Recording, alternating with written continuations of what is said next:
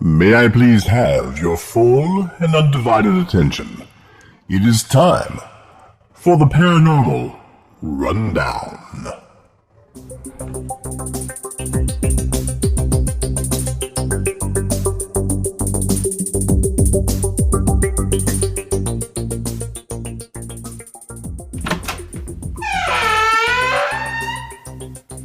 Hello, this is Avalon Lee and Dankworth Smythe. I am filling in for my father, Cedric Dankworth Smythe, who, unfortunately, has a serious case of acute COVID throat and simply cannot fulfill his announcing duties this episode. So, welcome to episode 13 of the Paranormal Rundown. In this episode, we welcome as our guest, Canon Father Bob Wills, who has been Father Birdsong's ecclesiastical mentor and friend for many years. He, Father Mike, JJ, Dave and Vic discuss, among other things, why being in the actual presence of God is likely to make for a very bad day indeed, JJ's unique career goals as a child, the limits and challenges that come with being a genius, and the mysterious Ted Serios, the man who could take pictures with his mind, even while drunk, and after enduring a complete body cavity search. As always, it will be a paranormal podcast like no other.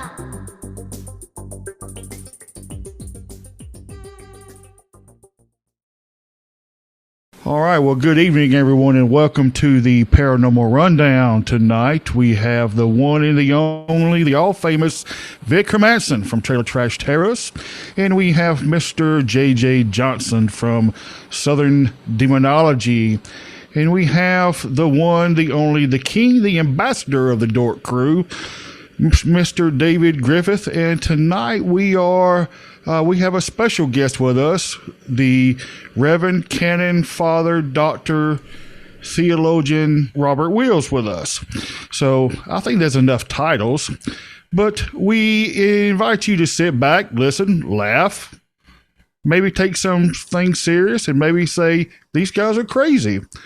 But at any rate, we would love to hear any feedback that you have. But sit back for the next few moments, and let's dive into every kind of subject that Annabelle or Avalon or Boudreaux or whoever wants us to talk about. Thank you very much. Father Mike, did I make you angry? Because I'm the only one who didn't get a title, and I am rather offended at that. Oh. And he's got the shortest name, too. You've always told us you're both ancient and evil. So maybe he was doing you a favor. Very true. Could have been. He could have been like, well, the only thing I can think of are just bad things, so I'll just... We'll come up with something next time, JJ. Yes, we will. I am joking. I don't care. All right. Well, so speaking of listener feedback, or feedback from folks out there, we have a TikTok account now. If you haven't seen it, it's Paranormal Rundown, and we actually had someone provide a feedback on one of our videos. And this was a video, we put out these just short 1-minute long clips of our conversations, and this particular one was about, where do you draw the line? If God was going to provide assistance with humanity and keep bad things from happening, where do you draw the line? Is it at scraping your knee? Is it at nuclear war? Is it somewhere in between that God would prevent from happening? And so we have the listener, Key to the Gun, and he commented that he's not an atheist, but his question would be, why does God judge us after we have died, and if the cost of sin is death? Now, I had made a comment back, and I said that each of us on the rundown have a different perspective on how and why God will judge, but that it's his right as a creator, and told him to check out our full discussion. And his follow-up to that was, and if we just die, doesn't that mean we served our time before judgment? I mean, why punish someone before their trial? That doesn't seem right. So I want to throw that out there for anybody if you have any thoughts on it, and maybe that can just be a little mini discussion before we get going. I say let's let Father Bob jump in on that one. Well, why do you think that life is a punishment? That's apparently what this is suggesting, that life is the punishment. Why would we think life is a punishment? Just because bad things happen to us? Bad things happen to just about everyone in life. Life is not always what we want it to be, but I don't think we can say it's a punishment per se. If that's the case, then God would be punishing everybody in the world all the time. I mean, that's the logical conclusion of that thinking. Well, and I think in that discussion, we did talk about, some people would maybe even consider life punishment with some of the things they have to go through. I mean, life could be really, really hard. It could be really painful. And, my perspective on that and what we talked about is that's, we're learning something out of that. It's sort of forging us into a stronger person, strengthening our faith, hopefully, as we go. But everybody has challenges that they have to go through. What if life, though, is or depends upon the choices we make? And what if the life we have is based on those choices, which may be good for us or bad for us? And also then you have outside influences like the demonic or the angelic that interplays with our lives at times. And then I think a third thing would be the genetic disposition of our life. What about our genetics, our background, where we come from, not just where we come from, but where do our ancestors come from? Because there's some sort of ancestral thing involved, I think, in life. Mm-hmm. Could be like even an ancestral curse or, exactly. Some judgment passed. Yeah, right. I mean, well, we know, for example, that in the DNA that we have, there are certain things that make us predisposed to depression or to manic behavior or to certain illnesses or to immunity for those illnesses, that kind of thing. But also, we have to remember that there is some sort of ancestral memory in our DNA also that's passed on from our ancestors, and we don't even understand how that works. I mean, we're talking about the paranormal. That would be probably one of the root issues in discussing the paranormal, would be how much does this generational memory, how much do we get from our ancestors that actually affects the way we think, the way we behave? Very interesting. Things that we do. For example, I'll just give one short example. No, it's a great example, though. That's a perfect rundown topic, right? Because they are really doing, I don't know if they're doing research but I have heard a lot more about this, that they're thinking that may be much more significant than we think of, right? You think of people passing down certain traits because of genetics, because of, natural selection, but they are talking like even certain severe experiences that you may have may somehow be passed down through the DNA, an aversion to that type of experience again, which doesn't make any sense at all when you think about just natural selection. Well, scripturally, man, y'all are fulfilling the prophet Jeremiah right now. I think it's Jeremiah, but the scripture says that the fathers have eaten sour grapes, therefore the children's teeth are set on edge. And what that is denoting to is about the past experiences or the past actions of the generations that came before those that were present, and how it was the sins of the fathers that have been cast down from generation to generation to generation. Now, the good news to that was that the promise was coming, that people couldn't say that anymore, because there has to come a point in time in each individual's life where that curse is broken, or they say, okay, it ends with me. I'm making a change. I'm living my life for God. But back to the original old proverb, it's about the fathers have eaten sour grapes. Yeah. That's 100% totally correct. So that's is portrayed as a curse? The fact that the children's teeth are on edge because of the fathers eating the sour grapes? Yeah. Interesting. Yes, that is a curse. It says, excuse me, Josh just corrected me. It's in what, Ezekiel?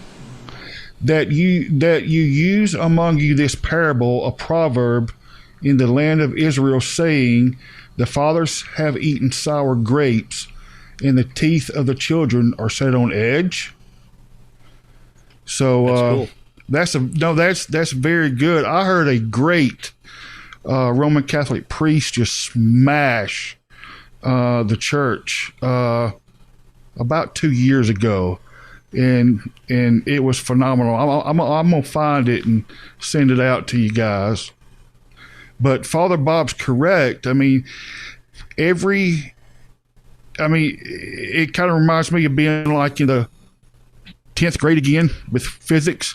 For every action, there's a equal and opposite what reaction.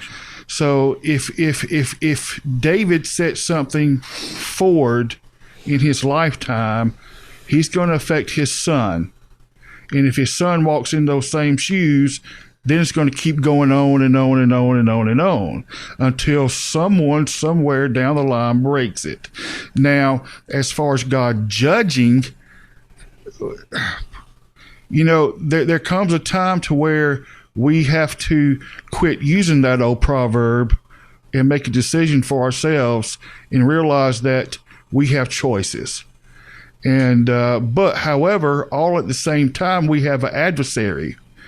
And what I would tell this gentleman, if it came to a point of me sitting with him, is but you have an advocate. And I would tell him the story of Joshua the high priest standing before God, standing before the throne of judgment, just like you're talking about, with the adversary there to condemn him. And then Christ being foreshadowed by the strong angel at that time, saying, the Lord rebuke you, Satan. Okay? We all have that same one enemy that's going to make us doubt ourselves. It's going to make us feel guilty. It's going to make us ask, well, why is God judging me on this? And we're all going to be judged, the just and the unjust. Well, and I think that's part of the confusion in his question, is that the life we live and the trials and the tribulations we go through in our life, that's not God's judgment. Those are challenges in our life. What God's judgment is how we handle ourselves through those things after we. Exactly. So the judgment's not now. The judgment is the day we say goodbye. That is what the sins of the father, the scripture says, are passed on to the third and the fourth generation. And I think this not only includes what we call sin or bad behavior, but I think it includes both the blessings, the curses, the way people think, the way people behave, the psychological. There are things that are passed on to at least 2 or 3, maybe 4 generations. Even like you said, there's studies that are ongoing about this. And I can see in my own family, for example, I've done our genealogies and all. I could see where things are passed on down to 3 or 4 generations. And it's sometimes it's good things and sometimes it's bad things. Sometimes it's the way people think. Sometimes it's their intellect or their understanding. For example, I have a grandfather that lived to be 98 years old. He read, when he was in his 90s, he was still going to the library every weekend, getting a bag of books and coming back and reading them. He'd read a book a day. And in my life, I've been a little bit that way. I read all the time. I've always been that way. I think I got that from my grandfather. I don't think it was because I spent a lot of time with my grandfather or that. I think it was passed on genetically in some way. And we don't even understand how this kind of thing happens. That's just one example. But I think a lot of people that go through bad experiences in life, it's because of what has been handed down to them and then the choices they make based upon what they have to work with. And, you know, we're responsible ultimately for our own behaviors. Or it could all just be random craziness. Well, there's that too. We won't know for sure until the end. Well, I'd like to chime in just a little bit, but I mean, isn't the verse, you know, it is assigned to man once to die and then the judgment, or something along those lines? Yes, and Christ even repeats that in several different ways throughout all the Gospels. Mm-hmm. And so, I mean, everybody's been correct in everything that they've said so far. I mean, life is a journey. The judgment doesn't come till the journey's done. When the race is finished, then the winner is declared. And that's when Christ will separate, as he says, the sheep from the goats. And the ones that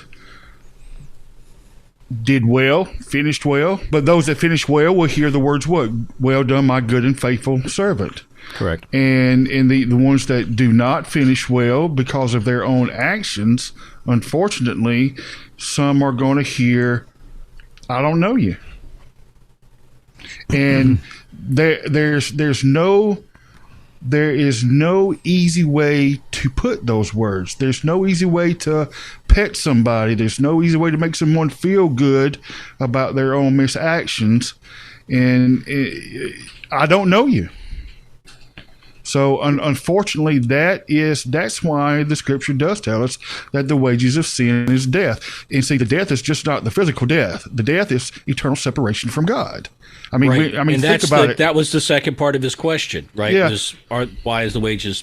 Why is yeah. death? Why is wages of sin death? And see, the opposite of that, and God even gives us the answer from Genesis to Revelation: choose life. And there's one way to choose life. Well, and so there's that's just the way I see it. Well, I mean, there is, the additional aspect of essentially infinite mercy, in that with repentance and confession and with genuine effort to change the way that you've lived in the past, sins can be released. Exactly. That's what the sacraments of the church are for. Right. Here's a big problem, though, with that, and that I run into with people in their lives. A lot of people don't finish well. That's the problem. Mm-hmm. People may live a life that's more or less on an even keel, but a lot of times they just don't finish well because we are motivated by certain things, and one of those things that we're motivated by is the desire for power or gain, or sometimes people call it greed or gluttony, as they say in the scripture. We're motivated by a lot of things that promote ourselves. Mm-hmm. And the more we promote ourselves, the less well we finish. Father Birdsong is always talking about allowing oneself to be vulnerable. You use it a lot. He does. Use that a lot. So I'm going to tell you something about myself that probably will sound psychologically wrong. Okay? But I find myself wanting to be judged by God. And here's the reason. Much of my life has been a matter of doing the very best I know how to do as a flawed human, and still being judged very negatively by those people who are judging me. This is probably a common event. And over time, one begins to doubt oneself because of this. You'll say things to yourself like, well, man, maybe even all that effort doesn't really even matter. But if a human says it doesn't matter, if a human says you failed, that's just another human. So that's kind of the final arbiter. If God says, yes, you failed, then I can stop worrying about it. I know I have failed. And of course, that would be, I don't know if human psychology exists after death, but I would like to stop worrying about failing. You know what, Vic? And there's two things about what you just said. First and foremost, I kind of admire the fact that you said you want to be judged, because that shows someone with a heart that really cares. They want to know that they're doing well. They want to know that they're not failing God. And going back to Joshua the high priest, one of the words that the strong angel proclaimed over him, this is one that has been snatched. This is a brand that has been snatched from the fire. So first and foremost, I would say that to you tonight. You've been a brand that's been snatched from the fire, and to even say the words, yeah, I want to be judged, says a lot about your heart, first and foremost. But secondly, you mentioned, we do the best we can. I remember coming back from Fairhope, Alabama, after an exorcism, and I stopped in Selma at our archdiocese church there to spend some time with Archbishop Chuck Jones and to get ministry after that whole exorcism deal. And he said, you know what, Mike? He said, I read a while back the Gospels again, and he said, something really struck me. And he said, I want to tell you something about yourself. I said, okay. And he said, do you remember when Christ said, Father, forgive them, for they know not what they do? I said, yes, sir. He said, have we ever thought about what that really means? And I just looked at him kind of inwardly like he was crazy, because I didn't know what he was talking about. He said, you know what? What really Christ was saying was, God have mercy on them, because they're doing the best that they can with what they know. And I think that is a word that we all need to take in. And if we can understand that, even in our, he's from Alabama, so he's from the South too, so I can pick on us Southern folks for a minute. We're doing the best we can, or either we're not. Yep. And if we're doing everything that we can to love God and our neighbor, we're going to finish well. Well, I think that was a good discussion starter. It was. That was a very good opening discussion. So, for anybody out there, send us your questions, feedback at paranormalrundown.com, or put it on some of our videos on TikTok, YouTube, Rumble, wherever, and we'll see about addressing them on the show. We will indeed. All right. Back to you, Vic. Who would like to have some random topics? I do. Yes, please. Yes, please. Okay, I have 6 what I believe to be quite good random topics. We've had some really good rolls lately. We have. Topic 1, the Catholic concept of limbo. Topic 2, the African vanishing penis syndrome. The what?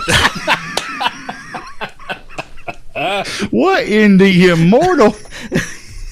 It's a topic. See, JJ knows exactly what we're talking about. He's not even laughing. He's Josh said, talk about a sex change. JJ's over there thinking, well, I knew we were going to get to it sooner or later. But Hello, this is Avalon Lee and Dankworth Smythe. The actual name of the African vanishing penis syndrome, which actually occurs all over the world, is Koro, K-O-R-O. That word means turtle's head. I assume almost all of you can figure out the reference. Here's a clipping concerning progress against the disease from the London Daily Mirror, dated November 9, 1967. This article concerns an outbreak in Singapore. The dreaded Koro is on the wane. Doctors claimed yesterday that they are winning the battle against the dreaded disease, which has been linked, in the minds of many men, with eating pork vaccinated against swine fever. Thousands of anxious men have been crowding to the island's hospitals complaining that their sexual organs are shrinking, which is the classic symptom of Koro. This belief has brought a slump in sales at the butcher's shops. But yesterday there were signs that a government campaign against Koro is paying off. The men of Singapore are slowly being convinced that Koro, the disease they fear as a threat to their manhood, is all in the mind. And more pigs are being slaughtered as pork goes back on the dining tables of Singapore, where more than 80% of the 2 million population usually eat it daily. The campaign aimed at persuading people that Koro is imaginary will go on until the disease has been stamped out, says Singapore's Director of Medical Services. A government official said this would take a few more weeks. Thank you so much, Avalon. That was excellent journalistic research. However, I'm relatively certain that the battle against the dread disease Koro goes on to this very day. Topic number 3. Lost ancient technology.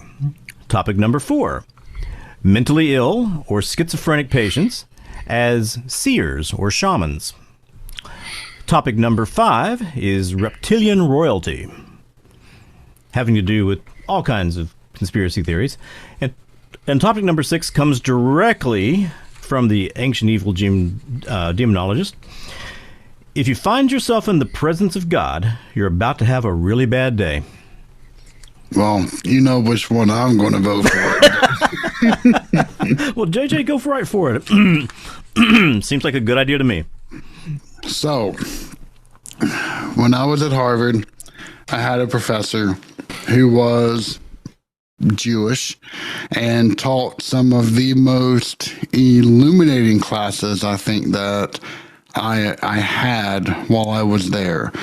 And in one of these classes, he paused, looked at us all, and said, "You do know that for any of these prophets or for anyone else who ever comes in the presence of God's holiness, that you are bound for the worst day that you will ever have in your existence." And we all kind of sat back on our heels thinking about that. And none of us had really contemplated that at that point.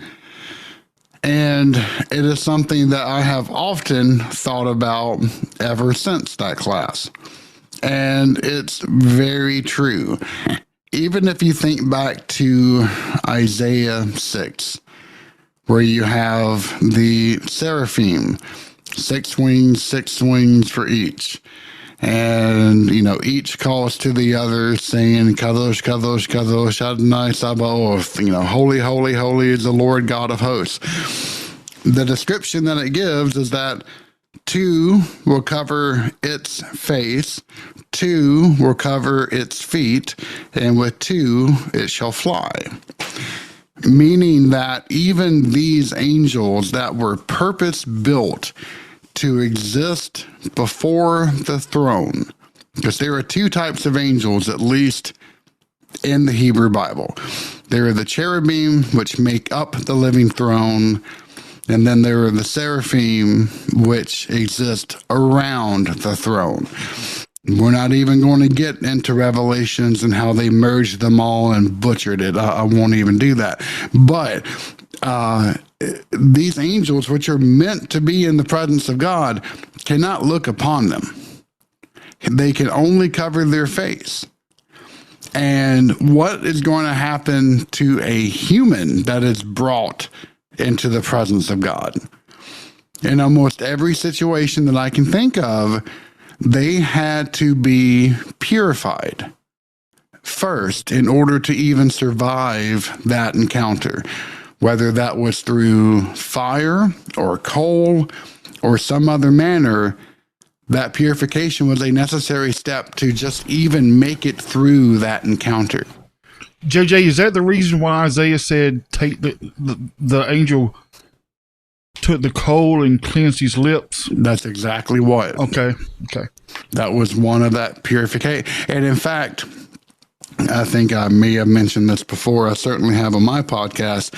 But in ancient Phoenician reliefs, seraphim are not depicted as winged, humanoid figures.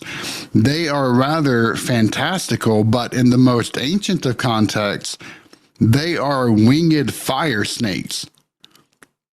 And in fact, in every other instance in which you see the word seraph and it's applied into a noun form, it refers to flying snakes that are on fire.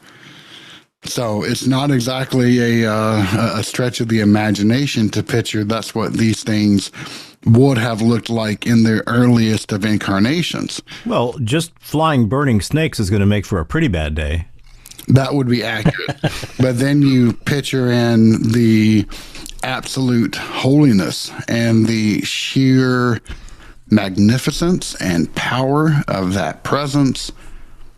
And I don't think we could ever even begin to imagine such an event. But, I mean, yeah. And so that image has always stuck with me to this day.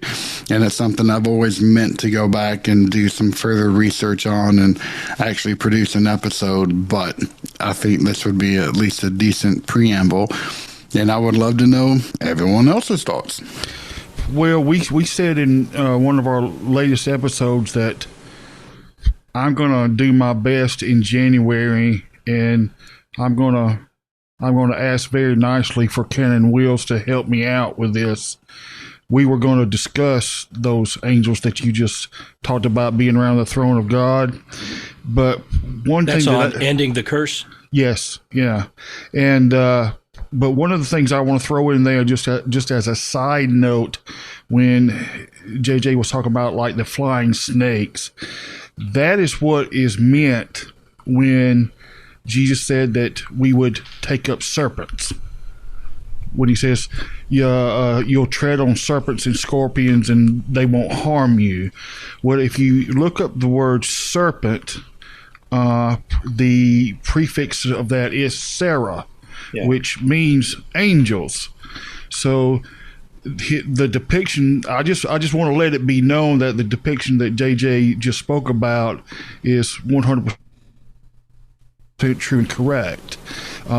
Some of them do look that way, and but we think as serpents being nasty snakes, or if we live in some certain places in around the Eastern Middle East, we can take them up and act foolish with them. but that is not what God is saying, that you shall tread on snakes and scorpions, or serpents and scorpions. What that is meaning is that those that believe in Him and have His authority can tread on them, on these fallen angels, or on these fallen serpents, or Sarah. So I just wanted to throw that in there right quick. Well, what would the scorpions represent? Father Bob, JJ. Well, I think you're onto something here. Yes, this would be a manifestation of some spirit of some sort. I think what we're talking about here is whether or not a person can see God or be in the presence of God.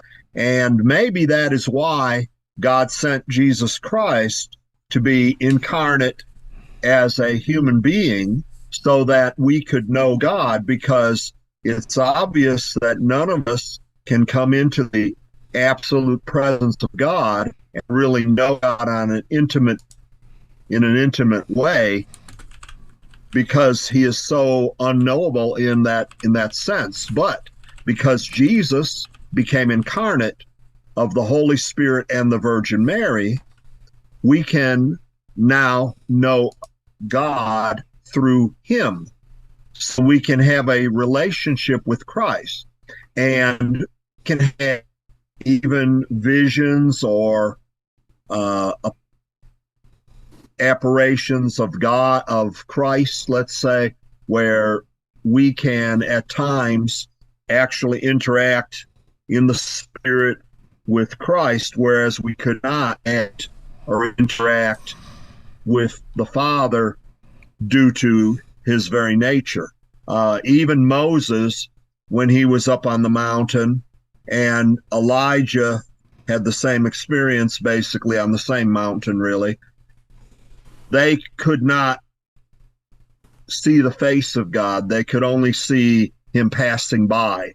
They could only see the aura of God. In other words, they could not really see him face to face, because a person couldn't do that and live.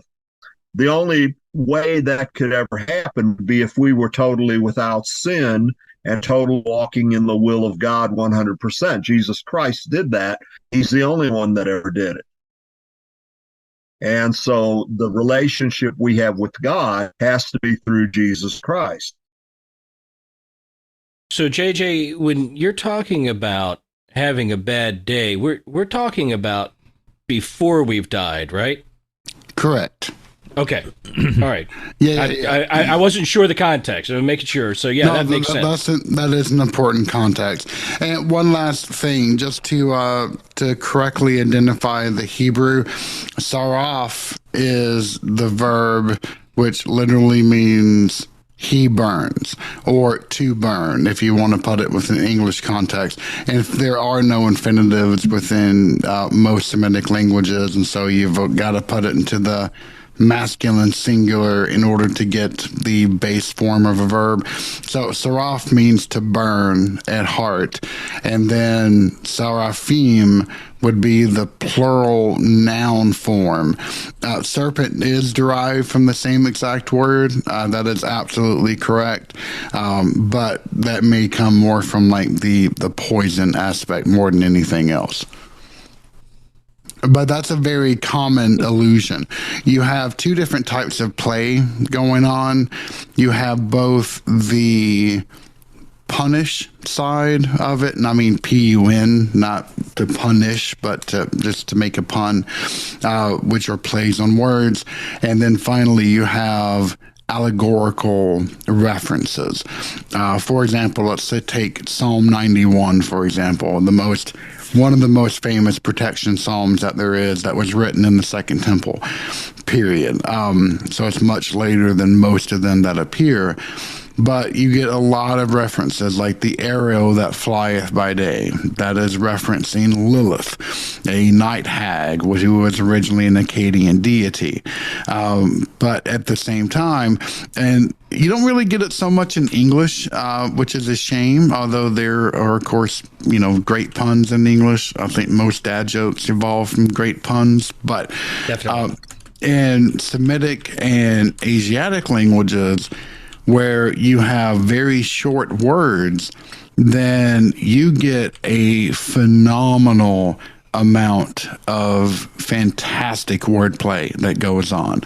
If you didn't know, in Hebrew, most verbs are composed, they're trilateral. They have 3 root letters to them.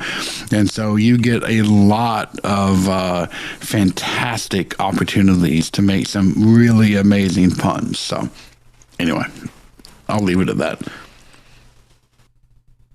So, aside from biblical characters, do we know anybody who claims to have been in the direct presence of God?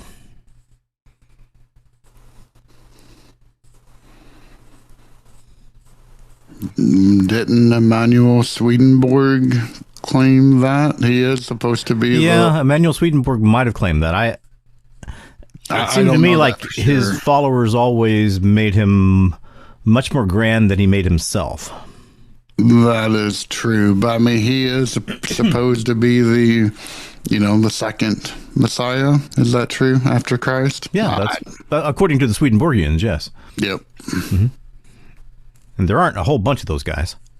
There are not. And a lot of them are in Bethlehem, Pennsylvania. Let me ask a question. When I was going through my efforts to become a Jew, I went to a lot of classes and talked to a lot of rabbis. And so we were talking about the Shema, okay, which in English is, "Hear, O Israel, the Lord is our God, the Lord is one." Mm-hmm. Okay.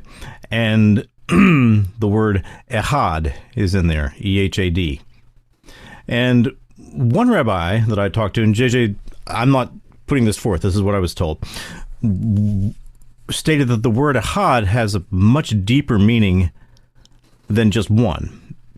The meaning that he was talking about was composed of characteristics that humans cannot understand. They can't mentally construct. They cannot put together a picture of God that makes sense. Mm-hmm. Simply because these characteristics are so different from what we can experience. We can't experience anything except in the visible wavelengths of light.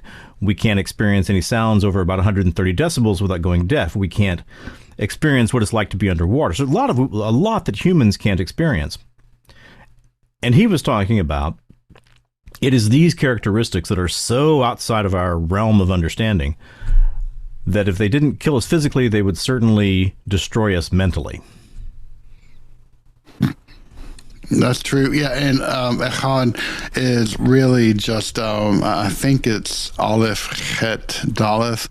It literally means one. Mm-hmm. You find this in a lot of other Semitic languages and even prayers, like within the Ethiopic Orthodox Church, the very ending of the most famous opening line is the one Lord, and it's the same word, Echaf.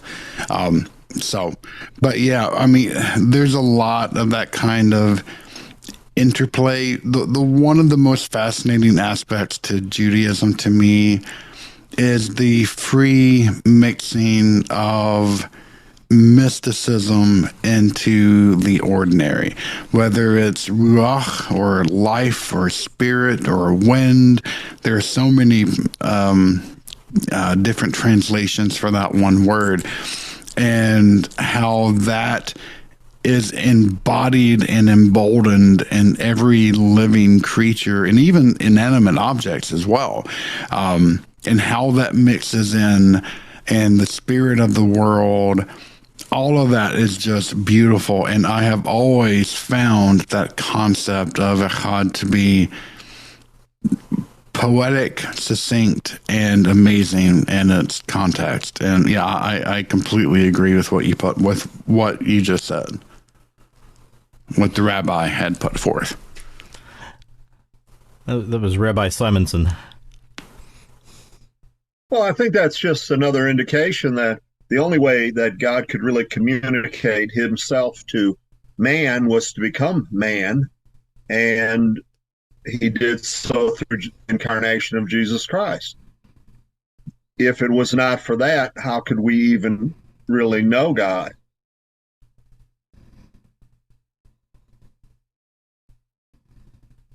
I have no other methodology. No? That's it.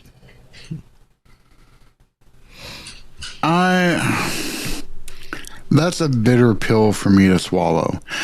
In principle, I completely agree with that.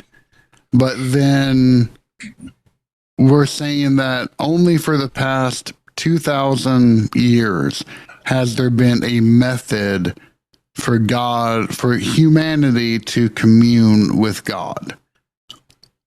And considering that they just found archaeological evidence of the oldest wooden structures that have ever been found, and it's 43 times older than we ever thought. I haven't verified this, so don't quote me, but these structures were from 476,000 years ago. And only the most recent 2,000 years have we had a method for communing with God. That's the part that... No, I'm not saying that we're having the only way to commune with God. I'm saying the only way to really know God, to see God. Like directly.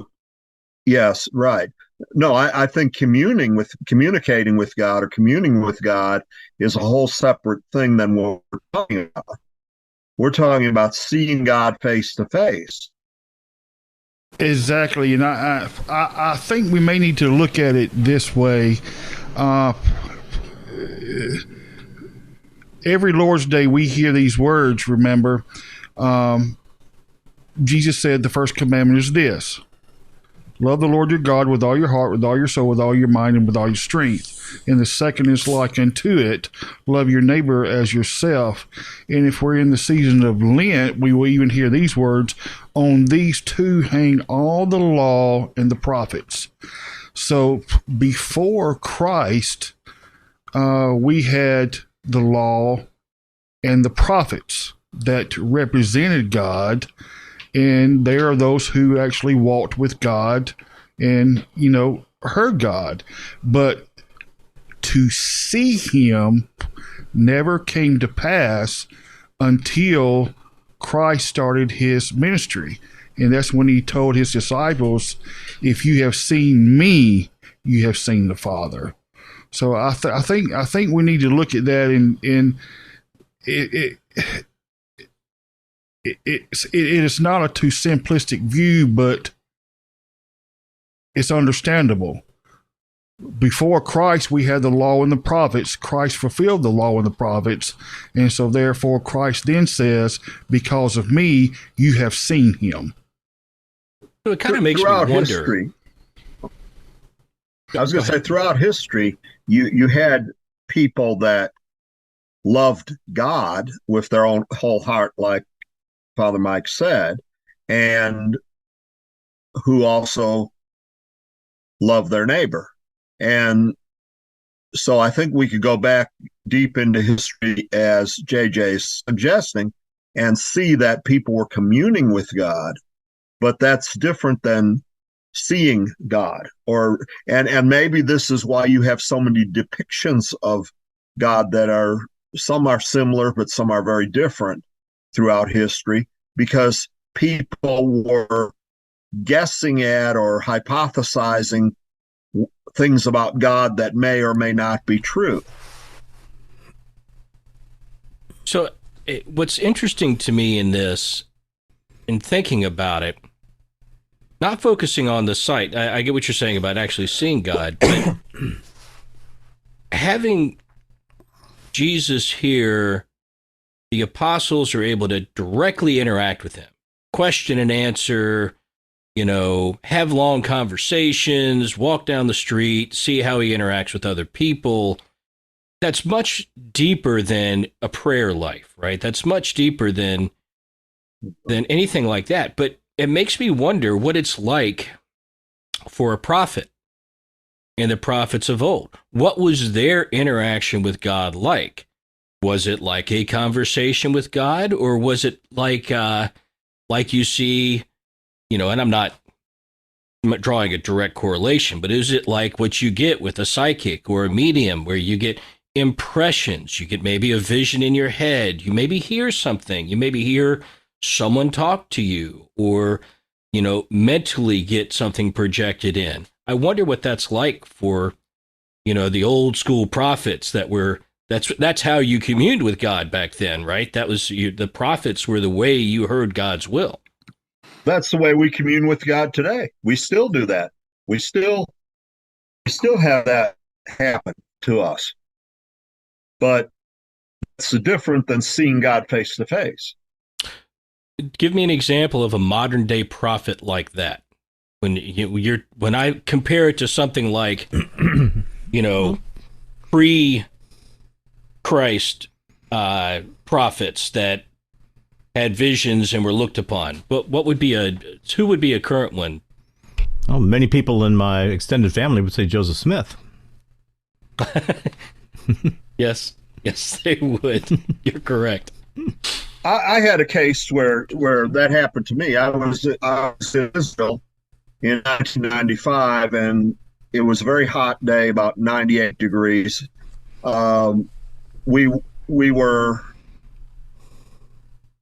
weren't a lot of people that were walking around the city of Capernaum because it was so hot, and it was around noon, right about the middle of the day, the hottest part of the day. And most of the people went back to the bus, but I felt drawn to go back to the synagogue in Capernaum. That's where Christ ministered a lot during his ministry. And when I came into the synagogue, there was no one else around, and it was like a fog suddenly rolled in. It just got very foggy, where I could not see very well. I mean, it was a dense fog. And now whether it was in my mind, probably was, or audible, I'm not sure, but God spoke to me about certain things. He said, as the cities of Chorazin, Capernaum, and Bethsaida are desolate today, so are the churches in the denomination that I was a part of. He called out that denomination. I won't say that over the air, but I said, so are the churches of that denomination. And he said to me, when you get back, you will meet the man that will answer all of your questions. He will lead you in the right direction. Follow him. And then God gave me a couple of scriptures. I believe it was God speaking to me. Now, the fog lifted, and I went back to the bus. And I actually ran all the way back to the bus because I was the last one there. Everybody else was on the bus, and they were wanting to go and eat lunch. So I ran all the way back. I got on the bus, and this one guy, he was from the Latter-day Saints religion. He looked over at me and he said, you shouldn't be running in this heat. And somebody else said, he's not even sweating. He hadn't even broke out a sweat. And I was not out of breath, and I hadn't sweated or anything. I mean, it was a strange experience. But that's, you said, what is an experience where you commune with God? Well, I believe that was a case where I communed with God. God gave me some specific instructions. When I got back, I was working for a small TV station at the time. When I got back, a man came to me and said, we'd like our patriarch, we'd like you to run a spot saying our patriarch is going to be at our church this weekend. And I said, well, I don't know anything about your group or who this patriarch is, but invite him to come down and we'll do a 3-minute interview on the noon show. No pre-prepared questions. I'll ask him some things and we'll find out if he's a quack or if he's real. The next week, this man named Archbishop Adler came to our TV station, and I asked him some very hard questions. My wife was doing the main camera work at the time because the cameraman had got sick and had to leave suddenly. So my wife had to take over and run the video. And that night when we got home, she looked at me and said, that man just answered all your questions. You know what that means, don't you? And that's the reason I'm a priest in the International Communion of the Charismatic Episcopal Church. I had no choice. I had to do what God told me. Now, you can think I'm or crazy or something like that. I'm fully convinced that actually happened to me. I don't doubt it. What a great experience. I have no reason at all to doubt what you said. I've had that happen to me on 2 or 3 occasions in my life. The first was when I was born. I was premature, and my lungs were not fully developed. They put me in an incubator. This was in 1950 at Little Company of Mary Hospital, Evergreen Park, Illinois. It was a Roman Catholic hospital. The nun that was there in the natal care area sent for a priest. The priest came to do last rites over me because I was dying. I was not able to breathe. As soon as the oil touched my head, my lungs fully expanded and developed, and I started breathing normally. And the doctors were totally shocked. They took me out of the incubator quickly. My father was standing there watching this through the glass partition. And when the priest came out, he said to the priest, "Do you think my son's going to live? I'm going to make it?" And the priest said, "Oh, yeah, he's okay now. He's going to grow up and be a priest one day." And my father told me that story the day that he was at my ordination to the priesthood in 1997. Wow. So I've had several experiences like that in my life where I believe God spoke to me, but I didn't see God face to face. I didn't really see anybody, but I had direction given to my life. And again, you could say, well, was this a physical thing, a psychological thing, both? I don't know. I can't explain it. It's a paranormal experience. That's what we're talking about, right? Paranormal experiences. Absolutely. What I wanted to say, though, David, is that this does happen. People have these types of experiences. Father Mike referred to Bishop Chuck Jones. He's had many experiences like that in his life. We were at a meeting one time where he was praying for a man in my church, and he looked at me and he said, "This man has a spirit of death on him. He's going to die if you don't get him immediate medical care." He had no insurance. He had no way to, he had no transportation, no insurance, no doctor, nothing. Never had any kind of health care. I arranged for him to go to a place in Columbus, Georgia called Mercy Med, where they charge only $30 and they basically do whatever they have to do. And I took him down there. They sent him immediately to the hospital. And he was hospitalized immediately with a major infection. They said if I hadn't brought him to the hospital that day, he might have died within 3 days. So that was another example of where God was speaking to someone. He spoke to Chuck Jones, and Chuck Jones told me, and then I had to act on what they said. And I was there for all of this, by the way, guys. Yeah, Father Mike heard that, and he knows the man I'm talking about. This man had AFib, major heart problems. Right now, his heart is actually functioning pretty much normal at better than it has ever in his entire life. But it took several years of medical care and prayer and both, to bring him to this point. Well, I guess that, when I think about the encounter you described, and you said it was Capernaum. Yes. When I think about that encounter, I think, well, maybe that's what the prophets experienced. When I think of somebody having an experience, an occasional experience like that in their life, that's one thing, right? Those are beautiful and wonderful experiences. But the prophets, like of old, had continual interactions with God. They were giving guidance based on them, and so I wonder, is it more experiences of that, or do they somehow experience it differently because of that frequent communication with God? Well, Isaiah, for example, was an advisor to 4 different kings. And as you say, he had to get the word of the Lord for 4 different people to give them guidance and direction. Sometimes they didn't take it, sometimes they did. But now why he was continually given these revelations, we can't explain that. Why do some people have experiences with God and other people don't? Right.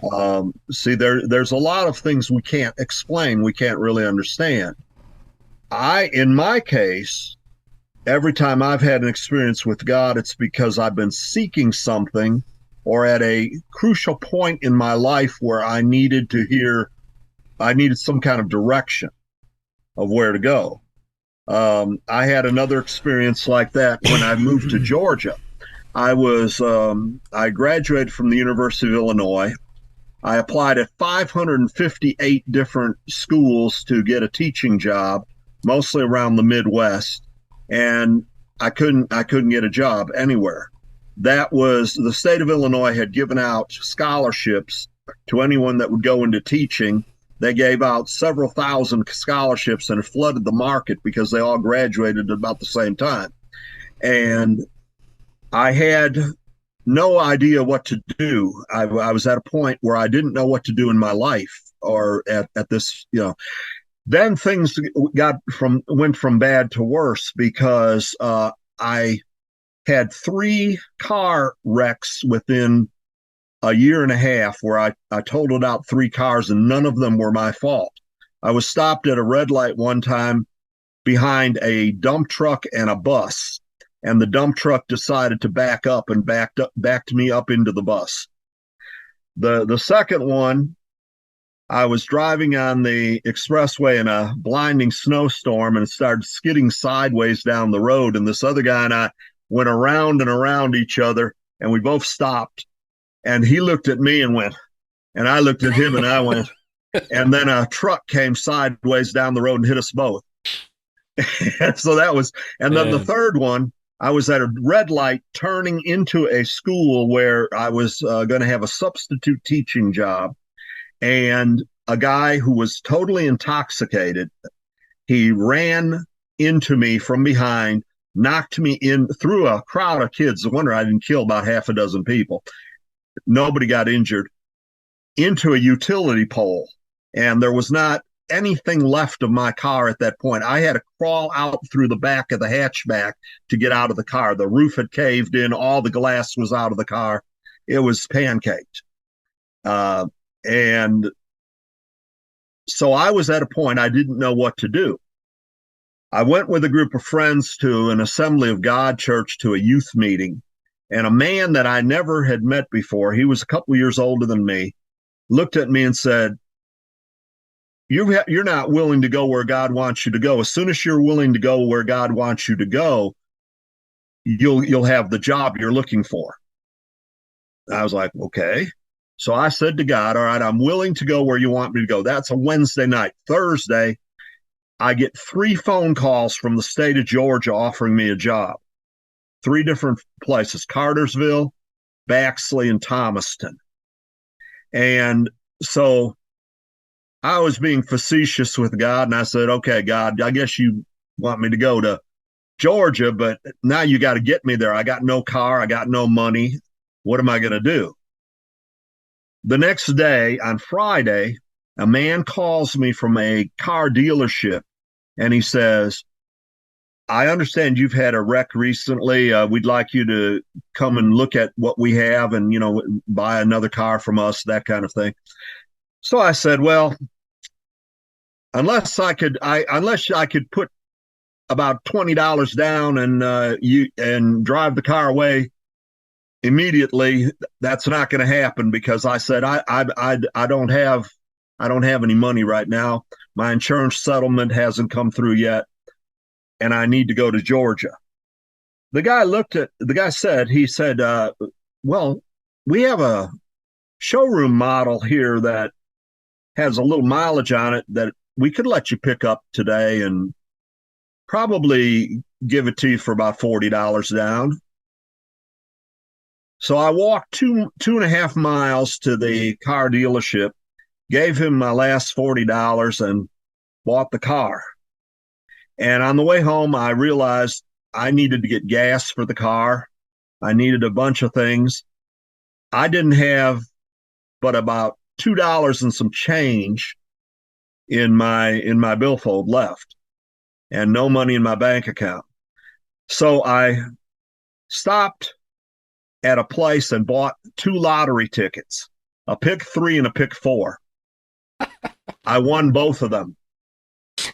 I won $40 out of the pick 4 and $20 out of the pick 3. That was $60. Now, this is when gas was less than $1 a gallon, okay? Right. You know, and that got me to Georgia and back. Enough to get you to Georgia. I got a motel room for the night I was in Georgia for, I think, $12 or something like that, $12 or $13. Okay.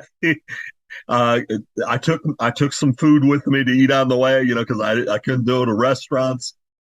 I couldn't find, I didn't want to go as far as Baxley, Georgia. I had no idea where that was. The Cartersville job I didn't take because it was only a temporary thing. A woman was pregnant, and it was for the duration of her pregnancy. So I came to Thomaston, and that's where I ended up. That's where Father Mike lives now, and like it's 18 miles from where I live. And that's how I got to Georgia. So again, that was a paranormal experience, you might say, okay? But that's how I ended up where I am today. Now, it's a bizarre set of circumstances. What I'm saying, David, is maybe the prophets had these kind of needs that God would speak to them, or God would do things in their lives to help them meet the need that was there now, and in maybe not just in their lives, but in the life of the nation, or in the life of the king. Interesting. Now, when you got to Georgia, did God help clear your insurance record? Eventually, I did get it straightened out, and we got the insurance money, and I paid for the car. Yeah, but it took a few weeks. Because 3 accidents in a row, I don't know if State Farm would still cover you after that. Oh, they didn't have no fault insurance in those days, so it actually took me close to 2 months before I got the insurance settlement and got everything sorted out. Yeah. Well, the question I have in that whole story is, who was the person that said, as soon as you go where God wants you to be, you'll have the job you need? Who was that? Yeah, it was some guy at this church. I don't know. It was just a young guy, maybe a couple years older than me. He wasn't a clergy or anybody like that. He was just, we were all just in a group praying for one another and praying in the Spirit. And he spoke that over me. I don't know how he knew that I needed a job. I guess God must have shown him. Well, there are a lot of stories, though, of people encountering others who seem to have something amazing and important to say to them right at that moment. Yeah. That they could not know.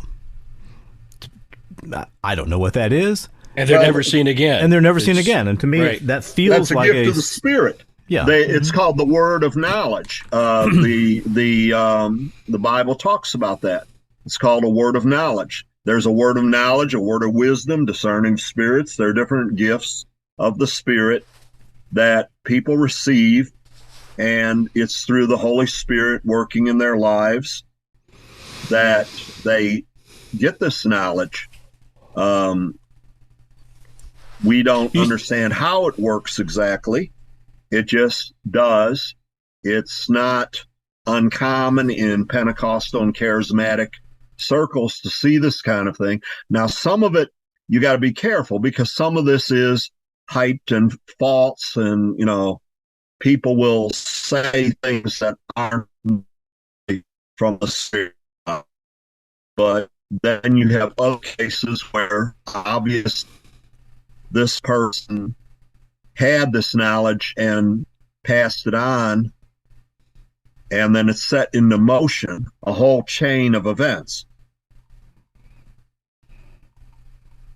What about the idea that, the first thing that popped into my mind, and this is from, I'm sure, way too many television shows and movies, but what about some sort of like an angel taking human form and feeding you the little bit of information you need? Does that ever happen? I don't know. I don't see anything prohibiting it from happening.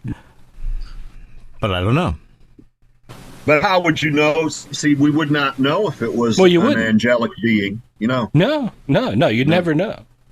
This could have been, in my case, it could have been an angelic being. I would have never known. I think it goes along with also the same principle to where even Elijah or Jeremiah or Samuel would speak the word of the Lord to anyone. The scripture reminds us that the Spirit of the Lord came upon them, right? And so I don't doubt that any whatsoever, that there's times to where the Spirit of God will come upon someone however he chooses. I mean, he's divine, he's all sovereign, it's his choice. But the word will come upon someone and they will speak what needs to be spoken at that specific time. But also going back to seeing God face to face, I'm interested to hear, since it's Old Testament, I'm interested to hear what JJ has to say about this. What exactly did the high priest of the Old Covenant have to do to go beyond the veil and offer sacrifices? And see, that needs to be that. I think that's kind of pointed to the whole question, to see God face to face. Well, look at what the priest had to do. Well, and that's honestly one of the mysteries. There was so much that was lost after the destruction of the first temple. There is, God's name is not the 4 letters that we know of now as the Tetragrammaton. It was composed of 72 letters. We don't know what that is. We don't even really know how to pronounce the Tetragrammaton. We have a reconstruction of it. We think we might know, but JJ, what is say that word again? Tetragrammaton. What is the Tetragrammaton? I will spell it. I don't feel comfortable pronouncing it. It is Yod He Vav, or Wow He. I speak in the Old Tiberian pronunciation of Hebrew. Nothing wrong with the modern Israeli pronunciation, but I was taught with Tiberian, and I like the idea of speaking more akin to how ancient Hebrew would have been spoken. So I've kept that along, even though it's a heck of a lot more difficult. But yeah, I mean, it's where the word Jehovah comes from, which was a completely inaccurate pronunciation of the Tetragrammaton. But considering that it was filtered through Greek and Latin, it makes sense as to how it came about. But yeah, it's one of these words that is supremely disrespectful to pronounce. It's just like saying, there's a lot of Jewish sects in which do not believe in even saying Elohim or El. Instead, they're put a K in front of it. It's Kel or Kelohim. So it's just out of respect that I don't ever pronounce it, because I went to school with a ton of fellow Jewish colleagues, and you don't want to actively, that's why I always say BCE instead of, BC, and I will never refer to it as the Old Testament, because that is it just further enforces the the replacement theory that a lot of Christianity can easily kind of fall into. But that's the Tetragrammaton. Okay. Don't they, JJ a lot of times use the word Adonai instead of saying the names for God? They do, but even sometimes, very, very traditional groups will even be hesitant to say Adonai, so they'll say Kadonai or something similar to that. Right. But yeah, no, it is a very common substituted word. To a Western mind, I find some of that, I'll be honest, a bit silly, but I really do. But all right, I am, as the person who came up with the idea of the rundown, I'm going to exercise executive privilege here and say that we have done a good job of discussing a theological question that we could discuss for the next 500 years. Yes, we have. Yes, we have. The Catholic Church thinks in terms of centuries. Theological questions are generally answered over centuries. So I believe it's a good time to do another spin. I have itchy fingers. Okay, here we go. 1, 2, 3, 4, 5. Okay. We have locked-in syndrome.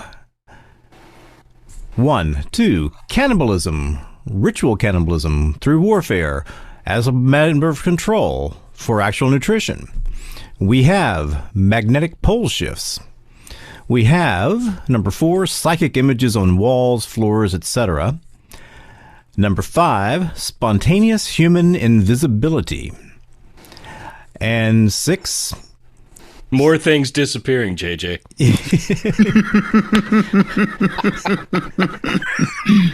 6, savants, Newton, Gould, Sam Johnson, etc. Minds that are simply beyond the normal measure of man.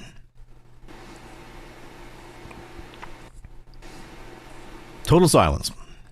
I vote for psychic images on things, but... And I've got some stuff to say on the last one as well, although it's not lengthy. Well, why don't you just go ahead and say it? So, I don't know about Samuel Johnson and some of the other individuals that was mentioned. However, at least in terms of how intellect is currently measured in modern times, the highest IQ that has ever been recorded, does anyone know who that happens to be? I've heard different people. It seems like they always talk about an IQ that I'm not even sure they measure, somewhere around 200. Somebody told me that was a guy by the name of Michael Birdsong. Yeah, that's what I thought. No, JJ, We're not I don't. talking about the lowest negative number. Oh, No, okay. No, so the number was 242, and it was a man, English philosopher, politician by the name of John Stuart Mill. Mm-hmm. And John Stuart Mill was an amazing philosopher, political, well, not really political, kind of political philosopher. So he was raised by his father, and his father's best friend was Jeremy Bentham, who's the man who created ACT utilitarianism, which is this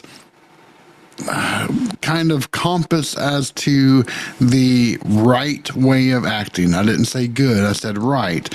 By calculating the outputs of any action that is taken, weigh which one is the best for the greatest number of people, and then do that action. And of course, John Stuart Mill came along and said, can you really do that? Come on. There's no way that you could ever anticipate that a butterfly flapping its wings. You can't possibly predict the ramifications of any action. Exactly. And so he proposed rule utilitarianism, which is to establish a set of stated guidelines that would help to direct, but still do so with the benefit of acting in the favor of the greatest number of people. It's very famous set of philosophies that are primarily used nowadays within Lincoln Douglas debate. However, he was a famous British suffragist, voted for women's rights within England, but he was an amazing guy. But the thing I was going to say is that how he got to that point was absolutely bloody horrific. His father showed zero love to him. And soon as that man could learn, that little boy could learn how to read and write, which was by reported efforts to be around age 2 or 3, he had him studying nonstop. And if he stopped, he was beaten. He was beaten. And so, yeah, he could speak 5 languages fluently by the age he was, 12 or 15 or something like that. But what he had to go through to get to that point was horrifying. And I knew some professors that wanted to emulate that model. And I just with wanted their to own look children? at them. Yeah, and just smack them. I'm like, yeah, the benefits might be there, but you could also just as likely, raise the next great serial killer because there's I think no you have a much love. greater chance of raising the next great serial killer. Exactly. Well, Josh just mentioned this. He said most people that have high IQs like that have been through some kind of abuse in their childhood. Is that true? Well, I don't know. I really don't know that. I don't either. I'll tell you, this is the Victor show to tell you how weird I am. It's not like it should be any big news to anybody, but there are lots and lots of 6-year-olds who decide, I want to be a baseball player. I want to be a cowboy. I want to be a soldier. I want to be a football player. Very, very, very reasonable dreams for a 6-year-old to be. It was about age 6 that I figured out, there are people in the world who spend their lives learning things and using their minds and teaching things to other people. There are people who do that. That's what they do. That's what I want to do. And so I pursued that with the hope that one day I might, without the beatings and without the no other life, have a mind, something maybe like on the lines of John Stuart Mill. I don't. I can't ever have that kind of mind. I'm just right where I can start to see what it takes to have that kind of mind. But I can't make that next leap. I can't make that next step. So it's a little frustrating sometimes to realize that I'll never be a mind along those lines. And so actually when I was a kid, I vacillated between either being an artist, okay, or being a stripper. Well, look, man, you deprived the world of something utterly astounding, JJ. And horrifying. Magic JJ. I'm telling you. JJ, how at age 6 did you have the understanding that there were male strippers? I really don't. I have no idea. But just look, I got to tell you, if this is not Paranormal Rundown gold right here, there is no such thing. And I'm sorry, JJ. Well, JJ has already said that when we all meet up in Jacksonville, that I was going to be the ring guy, and he was going to be the one in the bikini showing each round. Oh my God! I mean, thank God I have maintained. I'm not going to sleep tonight. One thing that I do have is an astounding ability to visualize, and I'm really Vic's not going to sleep tonight either. Is that why blood is currently pooling in the corners of your eye? Jay, I got to ask, JJ, what did your parents think of this career choice? My mom was, she always just looked at me very, very strangely. She's like, artist sounds okay. It's like, it had to be like... She bought you some paints and some pencils. Oh, she did. Yeah, she went all in on the artist thing. I'm thinking it's be like Hank Hill looks at Bobby sometimes, like, 6 a.m., that boy's already not right. Or something. I definitely had a screw loose somewhere growing up, I'm telling you. Well, JJ, I've never known anyone else who made the decision at 6 they wanted to be a stripper, so my hat's off to you. Yep. So you can check that box off. Who remembers... Vic, I got to ask. Yes. Just because of the topic, the previous topic, not the stripper topic. I've never wanted to be a stripper. I mean, believe me. I don't think any of us really were in the running for that career path to start with. But no, how is it that they actually?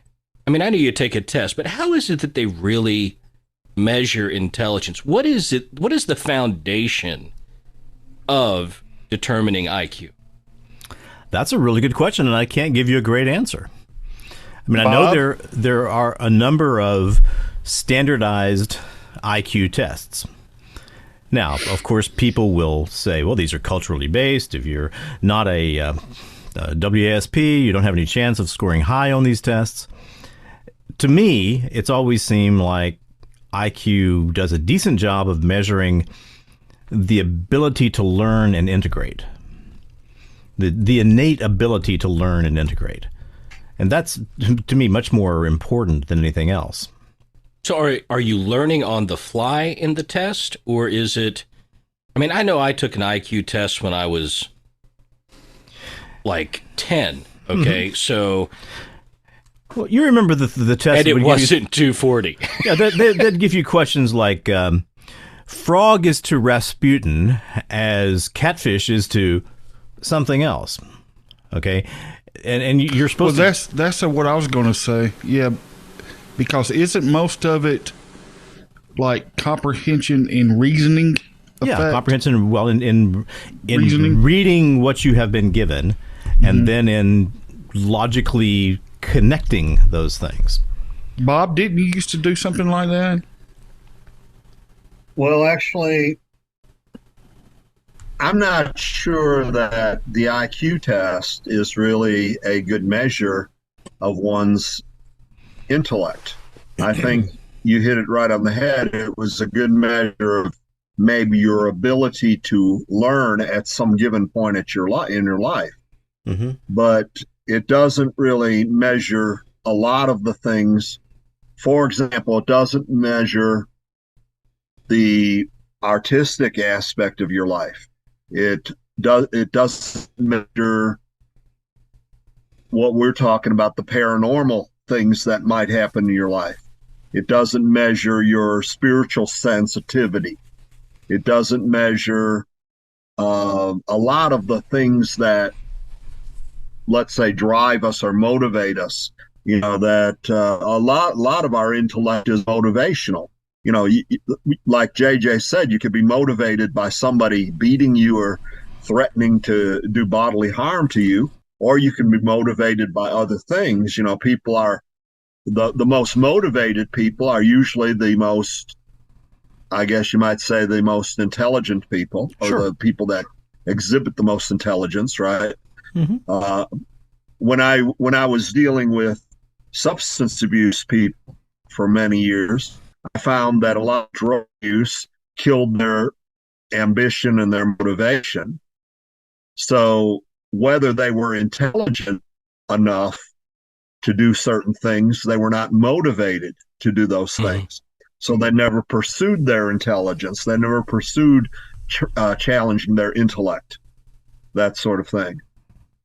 So, you know, I'm not sure that the IQ test is really our best way to go. Well, I know that's the way we measure intelligence nowadays, but Well, I've been in Mensa and qualify for 999, and paid my dues one time to be in Mensa and decided I hate these people. I need to go. I need to go somewhere else. I want to be anywhere but here. I never even pursued the 999 stuff, but you're right. I mean, the simple number of a high IQ, and I don't even know what that number is, where they'll say officially, you are a genius. What is that number? I don't know. It's 97th percentile. Mensa's 98. So anything above 97 Yeah. is, Okay. Yeah. is considered genius. 98th percentile. So, Let me ask a crazy question. okay. There are other kinds? Well, but what's the? Oh, I think they just did a whole Netflix series on him. What's the serial killer? What was it? Jeffrey Dahmer. Jeffrey Dahmer. Did he have what he considered to be a very high? Oh yeah, a lot of serial killers do. I guess the most intelligent would have been Ted Kaczynski. You know, the Unabomber. I wonder. Ted Bundy was extremely intelligent. I wonder if there's any connection between I mean, it just, to me, it sounds so common that all these serial killers have such a very high IQ. That does not, I cannot, without any human reasoning at all, to say that is not coincidental. Well, one of the things that happens when you have, it didn't happen to my family because they thought I was an idiot, but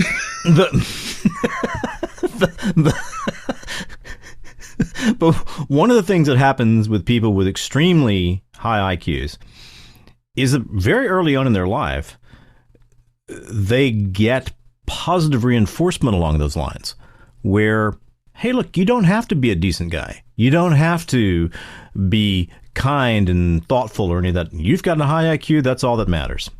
And a lot of these people, being humans, they just incorporate that into their self-image. And boy, did they ever turn out to be a lot of fun to be around. So, I was just thinking about our conversation about Gage, right? Oh, Gage, and, yeah. Mm-hmm. You know, the ability to literally look at things differently. People with a super high IQ have a perspective in how they put the pieces together that is different. Oh, yeah. And it just seemed odd to me how you could actually accurately measure that, right? After a certain point. I mean, I guess if I make an analogy, you know, I feel like I've got the ability to juggle 6 balls. Okay, I can't juggle 6 balls. I can juggle 3. For a little while there, I could juggle 4. But if you're talking intellectually, I can juggle more balls than most people. But Gage could juggle 12, 13, and not even be breaking a sweat. Okay, so that was, that's something that I don't understand. I don't understand how those kind of minds work. I'm not sure anybody really does. Well, all I know is that I thoroughly agree with one quotation from Immanuel Kant. Sapere audeare. It literally means dare to know, but I love the translation that he came up with, which is have the courage to use your own intelligence. Sure. That's cool. I like that. Well, Okay, Father Bob, you were looking for a book. I'm assuming that you had something you'd wanted to pull from one of those books. Well, there's the intellect. Intellect has, I have a book here called Structure of the Intellect. Intellect has many facets that we sometimes don't overlook, or we overlook. For example, cognition, memory, divergent production, convergent production, ability to evaluate. These are things that are not measured in IQ tests. Absolutely not. And part of our reasoning ability is figurative, right? Symbolism has always been a part of human endeavor, let's say. JJ could probably talk a lot about this, how symbolism throughout many cultures has been very similar in some respects, because the way people see things symbolically is not tied strictly to where they come from or their religion or their background or whatever. There's something in our human makeup where we see things symbolically in very similar ways. You have other types of ways of seeing things as well, beside just symbolism. What about the behavioral aspect?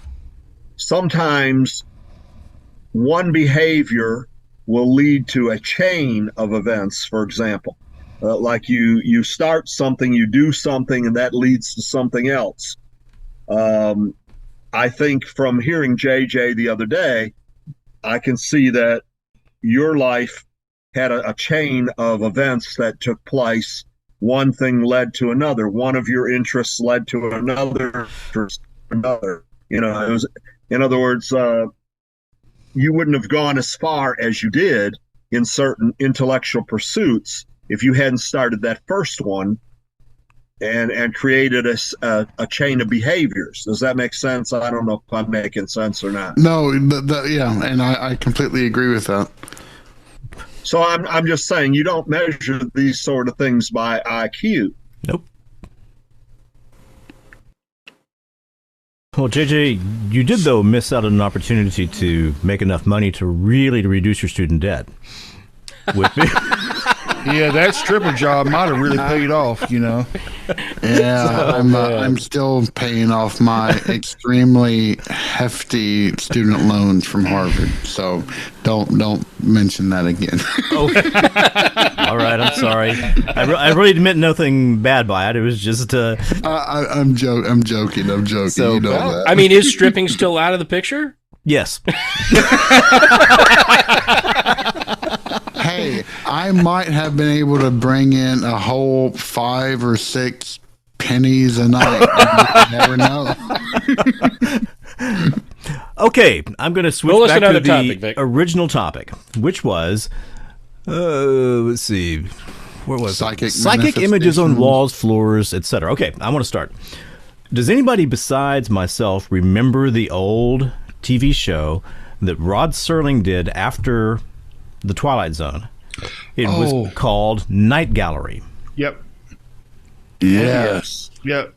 People, Dave, do you remember Night Gallery? It sounds familiar, but I Look, don't. if you ever have a weekend where you've got the flu or something and you're just not going to do anything, go find the old Night Gallery episodes. They're fantastic. They are. They're fantastic. But that was a fairly common theme in the old Night Gallery. Every Saturday night. And he had these paintings, and he'd come out. Anyway, he was great. All right, that was a pretty... So what was the premise of the show? Oh, it was like the Twilight Zone. It was discrete stories, but he would base them on a painting. There'd be a painting there, and he'd come over and he'd say something like, well, I mean, I guess the story I can remember the best is one about a creature that lived down in a quarry who becomes good friends with this girl, and she just calls it the Thing, and the town becomes aware that it's there, and of course they cover it up with rocks, and so she leaves and goes to college, and she comes back later and she realizes that the Thing is still alive down under those rocks. But one of the rocks that's covering the Thing suddenly has a face on it with a smile. So the Thing is happy that that its friend has come back, Returned. But that was kind of a common thing. There was the story I'm thinking of. It's two sisters who have lived a spinster type lifestyle. Neither of them have ever married. Neither of them have ever had children, and they've lived together in a big, rambling, generational wealth kind of house. And this one sister dies, and of course everybody's upset.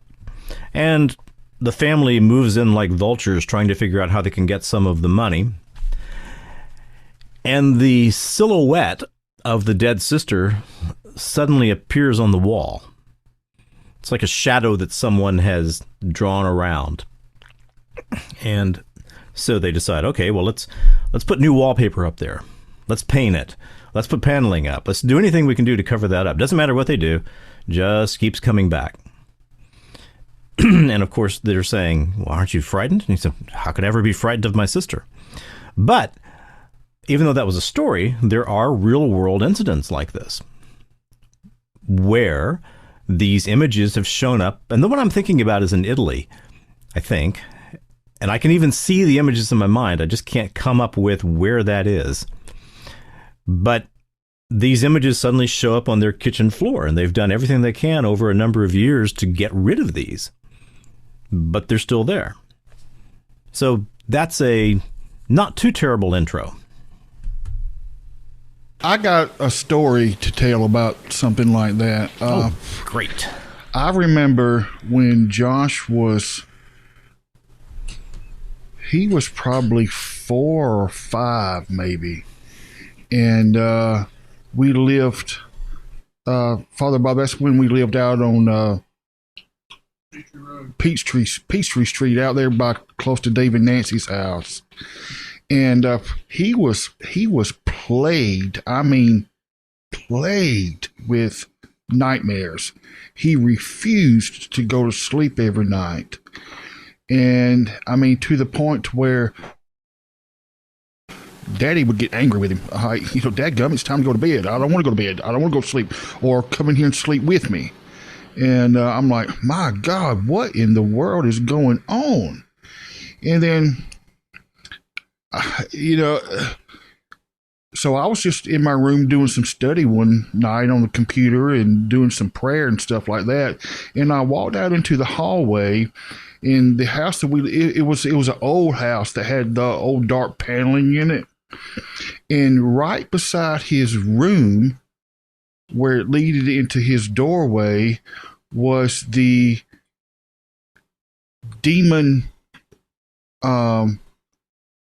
face that had the horns coming out of the top of the head that looked like a goat or whatever. Baphomet. Y'all know what I'm talking? Yeah, Baphomet. You're talking about Baphomet. Yeah. And I'm like, what is that? And I tried to reason it away. I'd turn around and look back. No, it's still there. And I called my wife in there. I said, what is that right there? She said, that's a demon face. I said, yeah. What was the face made from? It was in the wood. It just okay. Mm-hmm. It was in the paneling. I mean, it was just the way the paneling was. I mean, my sensibility would be that's just the way the paneling was made, but it was unmistakable. And so I had the house blessed. And another thing which nobody really understood why I was having it blessed. And except a couple, but one person that didn't know anything about it was there for it to support this house blessing, so to speak. One thing that we do, Father Bob does it as well, but when we bless a home, we bless the outside of the home as well, in the property. And someone walked by the old well, and they just stopped, and I mean, they went white as a sheet. I'm like, okay, what's going on here? And they said, there's been sacrifices made in this well. Oh. And so we dealt with that as well.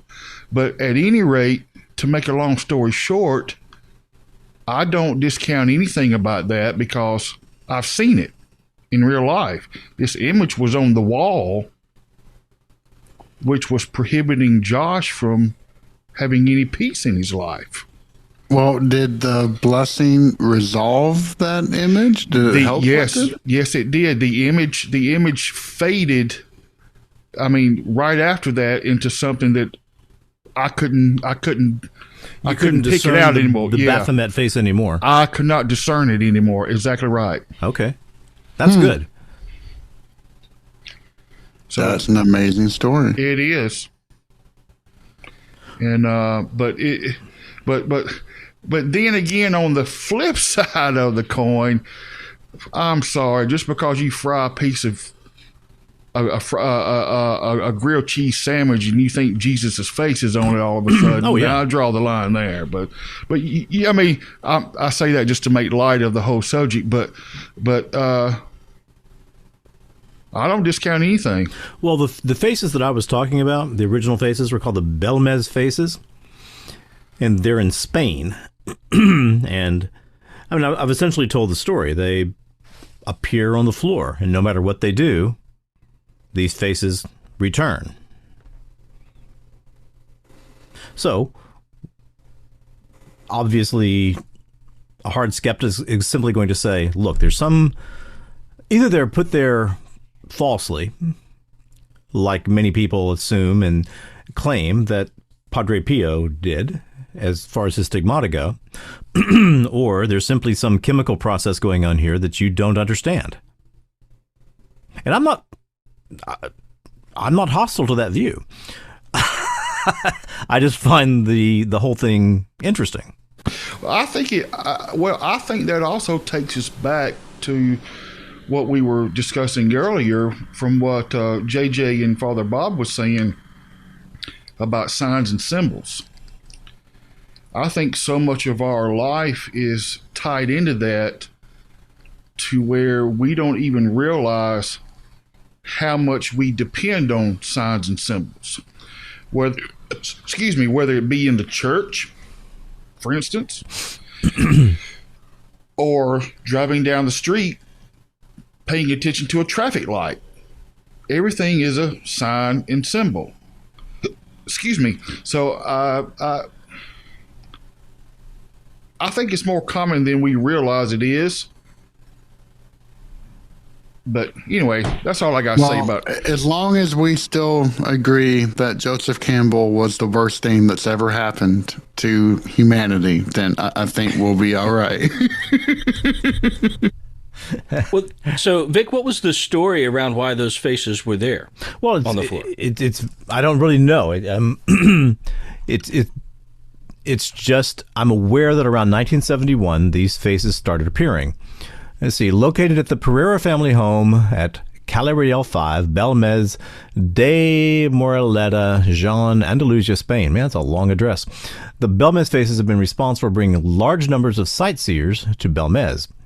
Various faces have supposedly appeared and disappeared at irregular intervals since 1971 and have been frequently photographed by the local newspapers and curious visitors. Many Belmez residents believe that the faces were not made by human hands. Some paranormal investigators believe that it is a thoughtographic phenomenon. Now, that's a good topic, something to talk about there. Subconsciously produced by the deceased former owner of the house, Mary Gomez Camara. Skeptical researchers have performed extensive tests on the faces and believe that they are fabrications, possibly created as part of a hoax. Well, yes, of course. It is suspected that the Pereira family may have perpetrated the hoax for financial gain. Okay. Well, now, here's why I picked the topic, or suggested the topic. When I was a teenager, I took Shaolin Kung Fu for somewhere between 5 and 6 years. And one of the stories that I remember being told was of a Shaolin monk going up to a cave and meditating for so long that he left an impression on the cave wall. Now, I've looked it up. It is not the image that I remember, but there is the legend of Bodhidharma and his shadow impressed in the Shaolin cave. Now, he's the one who brought some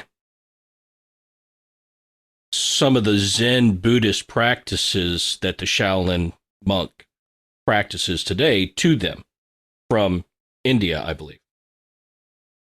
But supposedly he went up to this cave for 9 years and stared at this wall, meditating, and left a shadow impression of him on the wall from focusing for that long of a period. Now, I remember seeing an image when I was younger that was like of a faded, like an old, thin man with a beard. But it's not what I see here. So I don't know if I'm mixing two different legends, but that was a thing, right? Meditate in a cave, focus on the wall so intently for years that you leave a literal piece of yourself on it, an impression of it. That's pretty awesome. I It's like pretty that story. cool. Father Bob, you Apparently got can go there today. Father Bob, you got anything to say about that part? No, I've heard those stories from my martial arts training also. There's been a couple of different versions of that, as you said. Mm-hmm. And I don't discount that. I mean...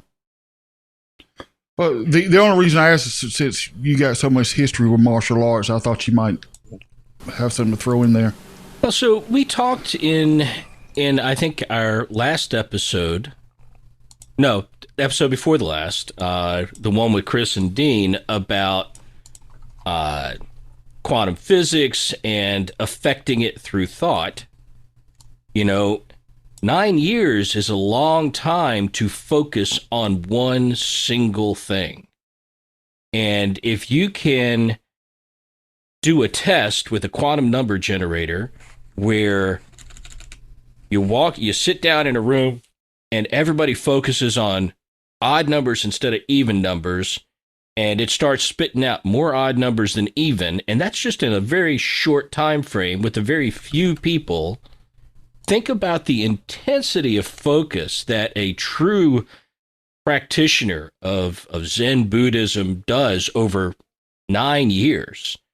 That deep, deep focused thought. You could potentially take that to a much, much grander scale than just spit out some odd numbers or even numbers. So it seems to me like the physics might support something like that, but I don't know. Does anybody remember a guy named Ted Serios? Okay. No, but I'm guessing he was no joke. Guessing he was what now? No joke. Serios? Siri. That's a good joke. I like Come on, man. That was a good one. That was a good one. Oh, you're right. Give one to Dave. Take some, give me some demerits. It just... Me too. it just didn't work at all. I saw JJ over there kind of laughing, going, man, I've missed something, and I don't know what. I'm glad you got it, JJ. Thank you. You're welcome. No, I appreciate a good dad joke. That was good stuff, man. So, psychic investigators sometimes are doing very serious investigation, but both people who investigate supposed psychic events and scientists are fairly easily fooled. I mean, James Randi has shown this over and over and over again. He can get a group of scientists together and very easily fool them as to what they're seeing. Okay, so Ted Serios was a guy who had what he called the gadget. And it was like a little thing that he'd hold up to his eye. Okay, and this guy was either a long-term alcoholic or a long-term drug user. He was very weird. But he'd take his little gadget and he'd hold it up to his eye like this, and he'd ask somebody to bring a camera up close to the gadget, and then he'd do kind of a little mumbo jumbo, and he'd go, "Rawr!" or something like that, with the gadget. And the idea was that he was projecting a photograph onto the film in the camera. And frequently, they would develop the film, and there would be photographs on there of things other than Ted Serios holding this little gadget thing. So there'd be a tower in Venice, or there would be some mountain scene somewhere. And he said that's what he was projecting. And I have never, ever found a definitive explanation of what he was doing, of whether he was just a complete fraud, if he was actually doing something. But to me, that seems to be if he was genuine, that's a thought-generated image. I have heard of photography, psychic photography like that before. Mm-hmm. I haven't seen, I don't know specifically if this was him or not. I'm looking at the file you sent over. It's not super clear. I don't know. Was he getting paid for this stuff? Are they talking about Ted Serios, or are they talking about this guy? I don't know. I just found the... Oh, okay. This is somebody different. Okay, got it. Yeah. Yeah, I'm like, I don't see any towers or anything like that here. This looks like... yeah, it looked just like insect wings or something. Yeah. That's cool, though. Yeah, you got to wonder, what is the method? And then how would that work with digital... How would that work with a digital camera? Could you do it with a digital camera? It would be almost like thought-generated EVPs, which we talked about before, too. The idea that, maybe some EVPs, or maybe that was... Vic, was that a conversation on the rundown, or did we just have that privately? Look, I don't know. I did... The last Trailer Trash Terrors was about EVPs, or origins of EVPs. I was speculating about how they could come about. I believe the last discussion we had was after one of the rundowns, and we were just So the idea that that an EVP could potentially be the projection of the person capturing the EVP. Yeah, because I don't know if that was in your show or not. Yes, that's a thought I've always had, and it mainly came from Father Birdsong's that EVP, where the EVP predicts what Father Birdsong is going to say. Okay, so silence, silence, silence, and there's this very machine-like wow, and then a second and a half later, Father Birdsong says wow. And it's not the same voice, and it's not the same cadence. It's not Zoom getting out of sync. Well, the one that freaked me out the most was the one that was a female voice, and then I spoke. I'm like, okay, that was unmistakable. I mean, even the greatest skeptic in the world could not have thrown that one down. All right, I'm sharing my screen. If you can see, nothing special, but some of these. So this image right here, this is Ted Serios. You can see the look on his face. You can see how much he's concentrating. He's got his little gadget in his hand, and he's using a Polaroid camera. And so you got a lot of pictures like this, of Ted doing his little gadget focus face. But then you got some pictures like this. Boy, that looks an awful lot like a hotel in Tampa. It sure does. It looks like a hotel in Galveston too.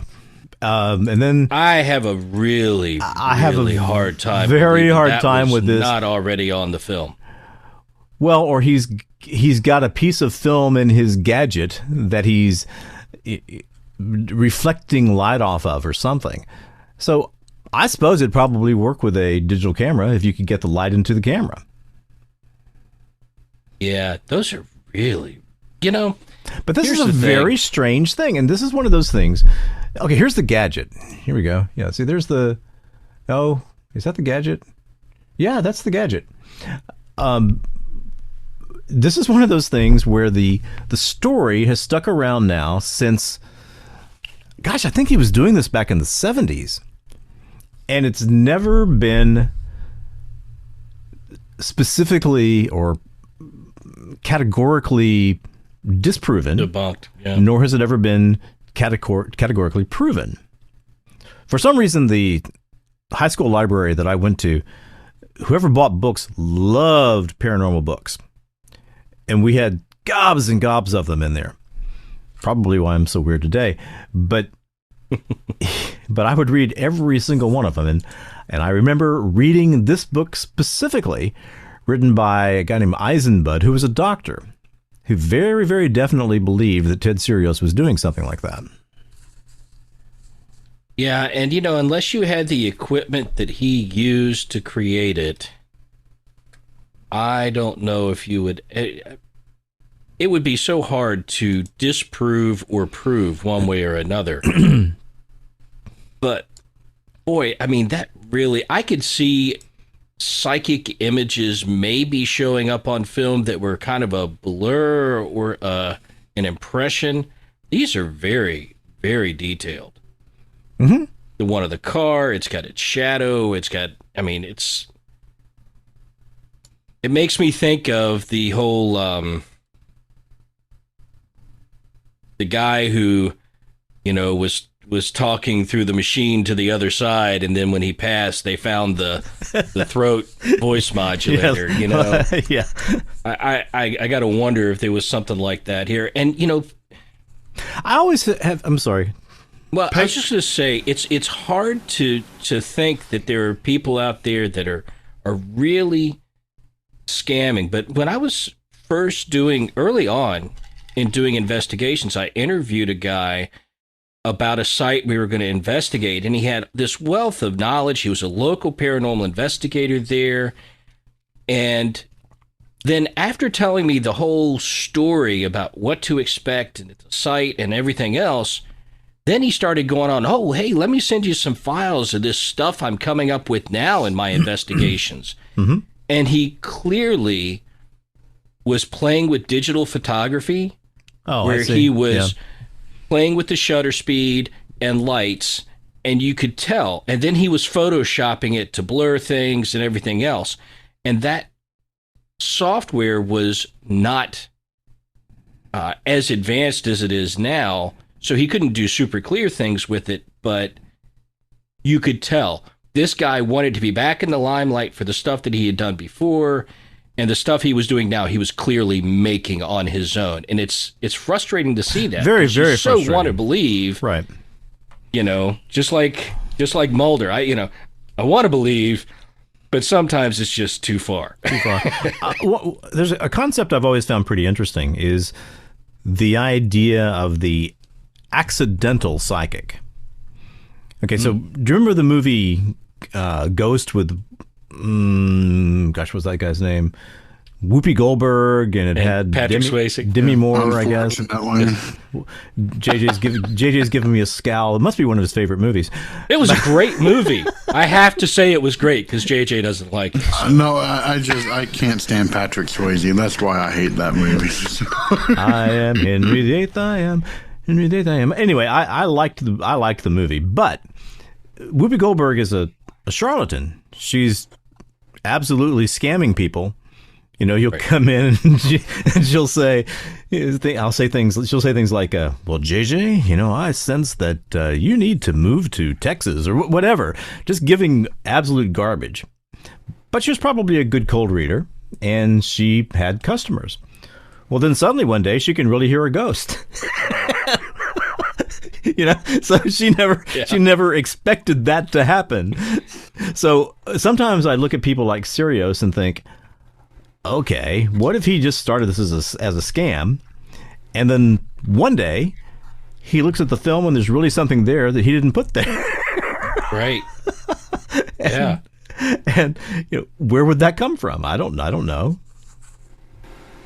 Well, on the other hand, what would happen if a person accidentally got an image on a film once or twice, and then decided they wanted to recreate that over and over and over again and start the scam that way? Didn't we talk about that with the stigmata the other day? Sure. Yeah. I mean, that's a matter of you hit gold once or you hit gold twice. You want to hit gold for the rest of your life. Yeah. Well, and that's like it was with this guy. He had to come up with something new because the whole paranormal phenomena he had experienced before had died down. And so now he had to come up with the next new thing. I met a patient one time. This is a decent story. Let me tell you this story. He was a musical prodigy, a composer.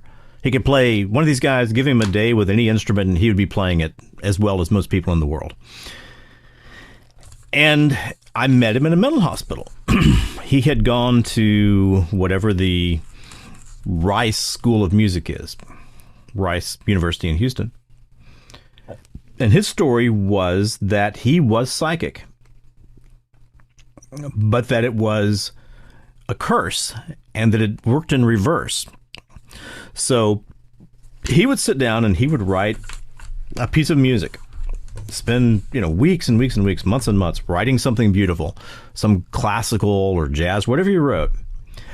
And then as soon as he finished it, some other composer somewhere in the world would publish it, would publish that same piece of music. And he had been accused of plagiarism a number of times. He had tried everything in the world he could just to write something that wasn't going to be repeated note by note by some other composer somewhere in the world. So he said he'd sat down and he wrote something that's vaguely Beethoven-esque. And then he said, all right, well, let me write something like Subotnik. Let me write some Cage. Let me, Philip Glass. Let me write something that's so weird that nobody else is going to come up with it. But every time they did. And this was his life. This is all he wanted to do. But everything he wrote, somebody else had either already written. So the question he had was he taking the music from their mind, or was he sending the music from his mind to their mind, or was there no connection at all, just coincidence? But this had messed his life up to the point where, when I met him, he was suicidal in a mental hospital. Wow. Well, this happens to me. This guy Mozart keeps stealing my stuff. I can't come up with anything original because he keeps writing everything that I put down. It's kind of like this idea that we've talked before of once an idea has been thought, right, it starts popping up elsewhere. I mean, you could apply that principle to it. Maybe he creates this piece of music. Now it's there. Before he publishes it, someone else experiences it through their creative process. You could maybe make, that's kind of a stretch, but. Well, what you're talking about is, when it's time to railroad, people will railroad. People will railroad. That's right. Yeah, when it's time to steal Mozart's work. When it's time to steal Mozart's work, it's time to steal Mozart's work.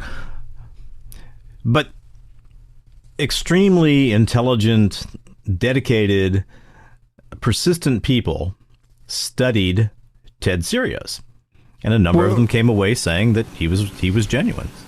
Well, the thing that strikes me the most is, just like we were talking about a while ago, we brought up Jeffrey Dahmer and others that had such a very high IQ, and I'm hearing the same thing now. This guy had such a very IQ and all this ability, but was in a mental hospital. Oh yes, I mean this guy that's just strange to me. Well, it's not. Go to any mental hospital, you'll find far more deeply intelligent people than you will find just average people.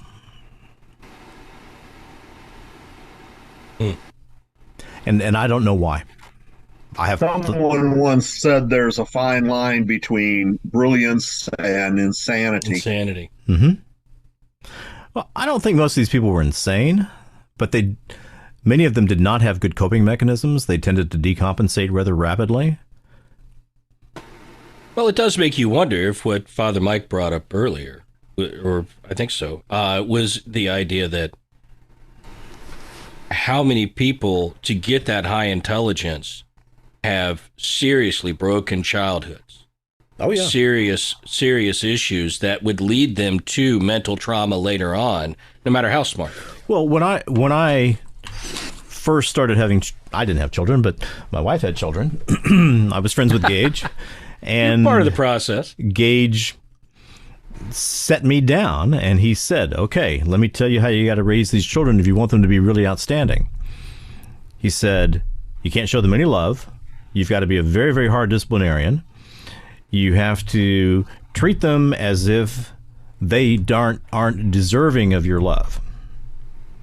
I mean, I told him to get hosed, but that was his real view, and I think he was probably sort of following the John Stuart Mill method. That's what it sounds like. And I would bet you that using that method, you would wind up with more highly intelligent people than not. Those who don't kill themselves or turn out to be guys who blow up federal buildings. Yeah, I'm not saying that there aren't going to be a whole bunch of cracked eggs, right? But I would bet you that, we have such emotional drives when we're young, and we're so driven to please our parents, to get that love, that there's all kinds of, hoops you'll jump through for it. But tangentially to all that, I have always wondered how, and this is something that we've posed a lot of questions about back when I was in college and grad school and haven't really thought about too much since, but how many individuals that populate the mental asylums are really not there because of a deficiency in their own brain, but rather due to demonic oppression, obsession, or even possession. Yeah. And I was going to bring up earlier, I was trying to find the article where it said that a lot of intelligent people went through some sort of abuse, but I found a sort of a mixture, and a lot of it comes from their IQs being so high that they can't cope and they fall into drugs, alcohol, other addictions, which sends them on a downward spiral, and they wind up in mental institutions. Using things to calm your mind. Okay, we've been going for almost 2.5 hours. Yeah, and we got to wrap it up. Do you want to close this now, or nobody really wants to talk if we about? could close it now, so I got to get up early in the morning. I can't talk anybody into talking about African vanishing penis syndrome. Oh my God! There's actually a very, very real. It is a real thing. Yes, it really is. Amongst, well, even just Japanese men. Mm-hmm. Something that's very similar to that. Really? Yes. Yeah. Yeah. This is a cross-cultural thing. Well, I think in Africa, it generally has to do with curses. You know, I thought it just had to do with getting old. You've been cursed to have your penis disappear, to shrink, to disappear. I don't know what exactly it is in Japan, but I would assume something kind of similar, probably. It's not a curse. It's just a fear that it could happen someday. That it could just fall off. But just fall off. Yeah. Or disappear. Does that happen a lot body. in Japan? No, it does not. At least not that I'm aware of. Something environmental, maybe. See, but in the African syndrome, the idea is that it will both shrink and it will be retracted up into your abdomen, and once it's fully retracted, then you'll die. Oh, I can understand that part. Okay. So it's not disappearing like you just wake up one morning and it's gone. No, it's a long-term psychological fear. And think if you were a type of person who genuinely believed that was happening to you. You genuinely believed that something was happening to you that you just could not control. Job one time said, "That which I greatly feared has come upon me." There is something to that if we fear something greatly, yes, it may come upon us. We may create it ourselves. That is correct. That's back to the Tulpa effect, right? Well, that's a very, very unpleasant aspect of human psychology. Is, for instance, anything you're trying to do in life, until you get to the point where you're so good at it you just can't fail, the more you need to do well, especially under pressure, the more likely you are to fail. Mm-hmm. At least with me. True. Yeah, so you got this self-fulfilling prophecy, right? Mm-hmm. The idea that you focus on it so much that you actually cause it to come about. And, short-circuiting your own success.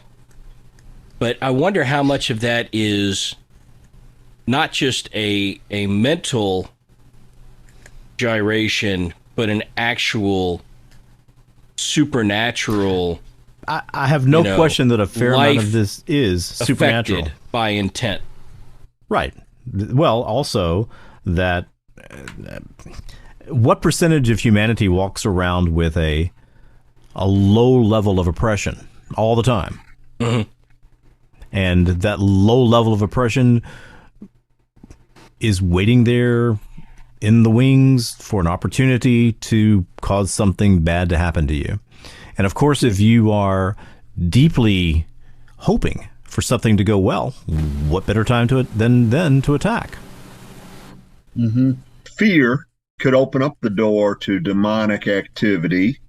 And like you said, you might have a low level of oppression, but then when you are fearful of something, that fear brings about a kind of merging of the supernatural, the spiritual, with your intellect, your psychological, and it's a combination then of the psychological and maybe the spiritual or the demonic or the paranormal, whatever you want to call it. That's all correct. And Saint Yoda wrote a lot about that.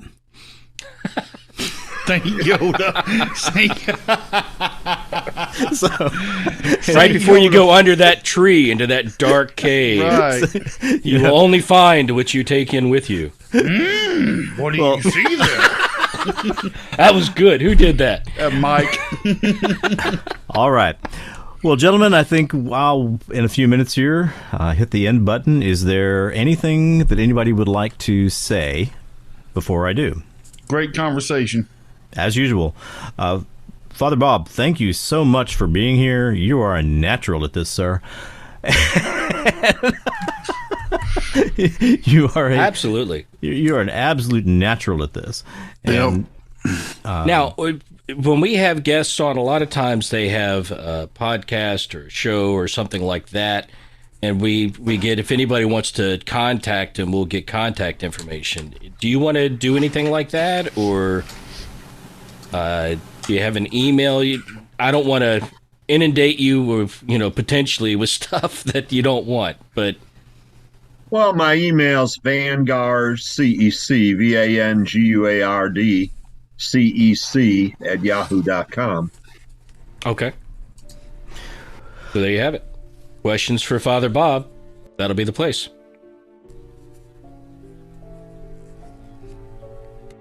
Thank you for listening to the Paranormal Rundown. This is David Griffith. Sadly, our super creative editor, Vic Hermanson, has been a little under the weather, so you are stuck with my smooth corporate telephone recording voice. Perhaps Vic wore himself out adding to the Paranormal Rundown list. As of the release of this episode, we are at a grand total of 2,222 topics. For the record, I knew that he couldn't stop until he hit 2,000. Something about that title, the Paranormal 2000, that just sounds right. I suppose that one day we will have to update that to the Paranormal 3000, but we'll worry about that at a later time. For now, please help us out and like, rate, or review the show. And more importantly, email us feedback. Tell us what you like or don't like about the show. Give Vic more ideas for the list, or just say hello. You can reach us at feedback@paranormalrundown.com. The Paranormal Rundown is a joint production between myself, Vic Hermanson, J.J. Johnson, and Father Michael Birdsong. The music you heard tonight was provided by Smart Sound. Any media clips used are protected under the Fair Use Doctrine. Once again, this is David Griffith signing off for the Paranormal Rundown team. We hope your year is off to a fantastic start, and we look forward to talking to you again in a couple of weeks.